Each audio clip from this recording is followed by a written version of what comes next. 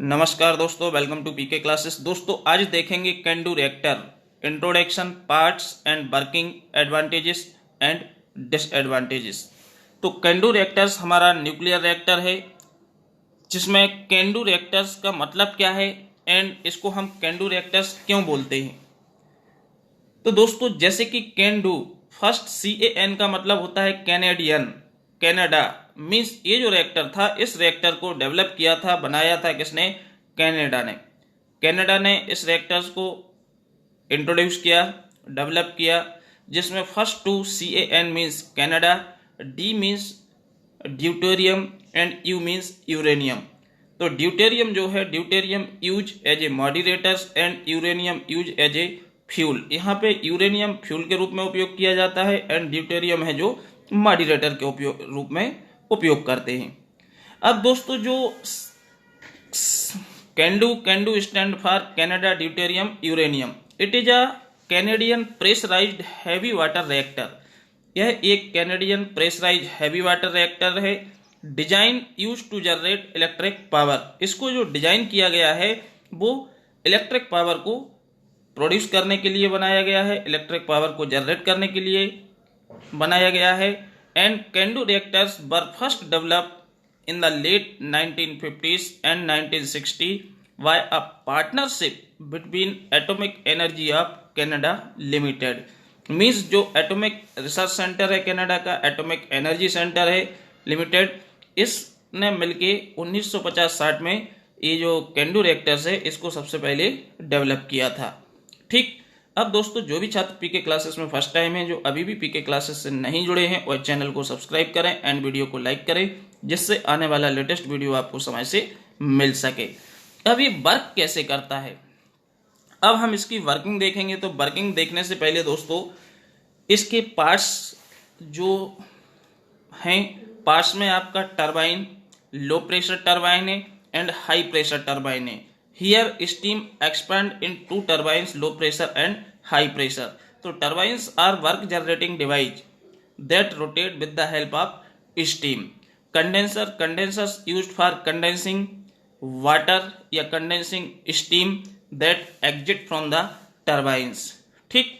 Pump, pump use 3 pumps, circulating pump and feed pump. तो pump are used for circulating water and feeding of water in this system. इस system के अंदर पानी को हम कैसे सर्कुलेट करेंगे, पानी को कैसे सप्लाई देंगे जिससे स्टीम बन सके।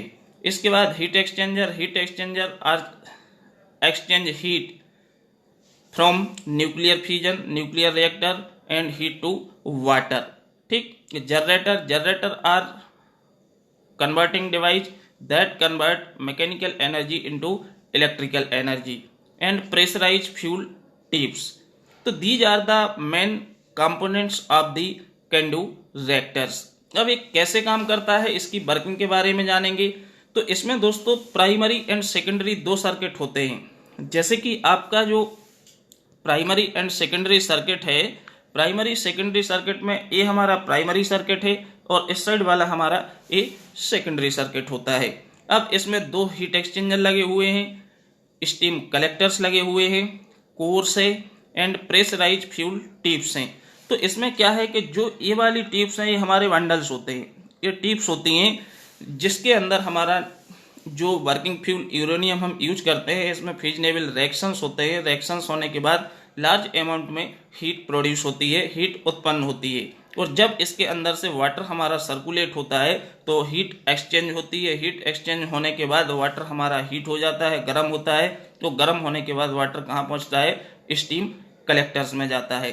तो बेसिकली ये जो हमारा सिस्टम है, इसमें हमारे 2 सर्कुलेटिंग पंप लगे हुए हैं। एक सर्कुलेटिंग पंप प्राइमरी सर्किट में है और सेकंड सर्कुलेटिंग पंप है जो वो हमारा सेकेंडरी सर्किट में है। जैसे कि एक सर्कुलेटिंग पंप ए है, सेकंड सर्कुलेटिंग पंप ए है एंड ये जो हमारा पंप है इसको हम बोलते हैं फीड पंप।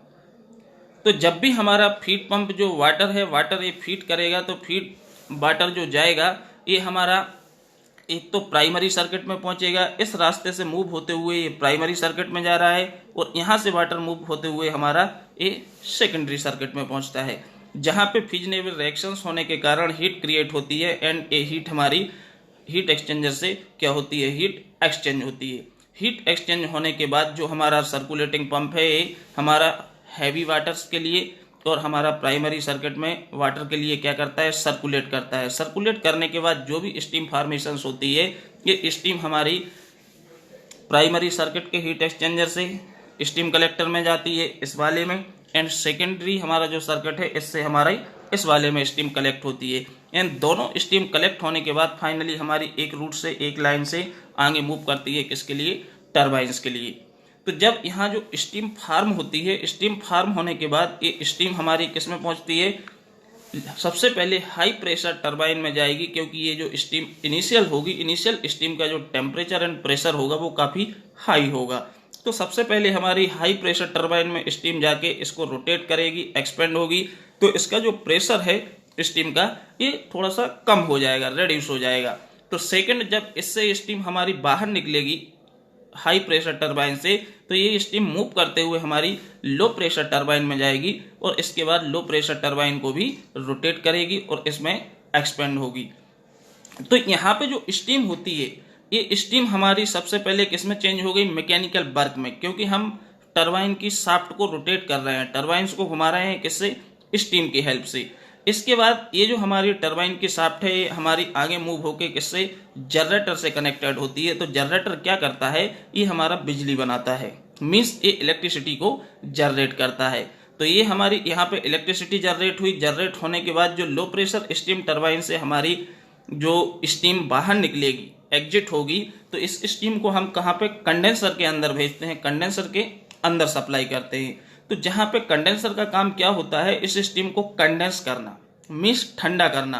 तो ये हमारी स्टीम कंडेंसर में जाएगी, तो ये हमारी कंडेंस होगी, कंडेंस होने के बाद फर्दर ये हमारा हॉट वाटर में चेंज हो जाती है, और चेंज होने के बाद हमारा ये फीड पंप में मूव करेगा, और फीड पंप के बाद फर्दर फीड पंप हमारा इस वाटर को क्या कर देगा, primary circuit and secondary circuit जो हमारा है इसमें भेज देगा, जहाँ पे हमारी प्रेशराइज फ्यूल टिप्स लगी हुई हैं, जहाँ पे हीट प्रोड्यूस होगी ड्यू टू चेन रिएक्शंस या फिजनेबल रिएक्शंस। तो इसमें जो यूरेनियम हमारा फ्यूल है ये हमारा क्या है, न्यूक्लियर फ्यूल है, एंड जो हमारा ड्यूटेरियम हम यूज करते हैं उसको हम यूज करते हैं एज ए मॉडरेटर। तो इस प्रकार से बेसिकली हमारा जो कैंडू रिएक्टर्स होता है, कैंडू रिएक्टर वर्क करता है। ठीक, नाउ इसके बाद इसकी एडवांटेजेस एंड डिसएडवांटेजेस, कौन कौन से इसके एडवांटेजेस हैं।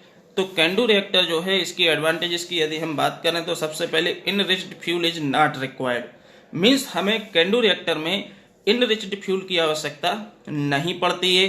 Heavy water is used as a moderator, means जो D2O है, ड्यूटेरियम है, हैवी वाटर, इसको हम एज ए मॉडरेटर यूज करते हैं, जिसका फ्यूल कंजप्शन होता है वो काफी कम होता है, लो फ्यूल कंजप्शन होता है। इसके बाद दोस्तों the cost and time of construction are less. यदि हम कैंडू रिएक्टर की बात करेंगे तो इसमें जो कॉस्ट एंड कंस्ट्रक्शन टाइम होता है वो हमारा काफी कम होता है। इसके बाद it has good neutron economy resulting in good breeding ratio, इसकी जो न्यूट्रॉन इकोनॉमी है वो हमारी काफी कम होती है और इससे हमें जो ब्रीडिंग रेशो है, अनुपात, वो अच्छा मिलता है। इसके बाद इसकी कुछ डिसएडवांटेजेस भी हैं। डिसएडवांटेजेस में first, heavy water used as a moderator is costly. इसमें जो हम मॉडरेटर में हैवी वाटर को यूज करते हैं ये हैवी वाटर क्या होता है, कॉस्टली होता है, ये हमें डिसएडवांटेजेस है। सेकंड है the size of the plant is large. यदि हम कैंडू न्यूक्लियर पावर प्लांट की बात करेंगे तो इसमें जो न्यूक्लियर पावर प्लांट जो होगा कैंडू, इसकी साइज है वो क्या होगी, बड़ी होगी। इसके बाद लीकेज प्रॉब्लम में आकर, इसमें लीकेज की प्रॉब्लम भी क्रिएट हो सकती है, लीकेज प्रॉब्लम भी उत्पन्न हो सकती है, ये भी एक डिसएडवांटेजेस है। एंड फोर्थ जो है इसकी, it requires has a standard of design, manufacturer and maintenance. Means हमें कैंडू रिएक्टर्स के लिए किस किस की आवश्यकता पड़ती है, एक तो स्टैंडर्ड डिजाइन रिक्वायर्ड होती है, मैन्युफैक्चरर एंड मेंटेनेंस की नीड होती है। तो these are the advantages and disadvantages of CANDU reactor. तो CANDU means Canadian deuterium uranium reactors which use heavy water, ठीक, एंड यूरेनियम फ्यूल। तो आज की वीडियो में दोस्तों इतना ही। जो कैंडी रिएक्टर है बहुत ही आसान है, इसकी वर्किंग जो है बहुत आसान है। सिंपल तरीके से हम वर्किंग को यदि समझेंगे तो सभी रिएक्टर जो इसके पहले हमने प्रेशराइज वाटर रिएक्टर पढ़ा है, बॉइलिंग वाटर रिएक्टर पढ़ा है, इनके समान ही है। बस इसमें जो हमारे बंडल्स होते हैं, प्रेशराइज फ्यूल टिप्स होती हैं, जिसमें हमारे वाटर है सर्कुलेट होता है और वाटर हीट होता है, ये डिफरेंस है। ओके दोस्तों, थैंक यू।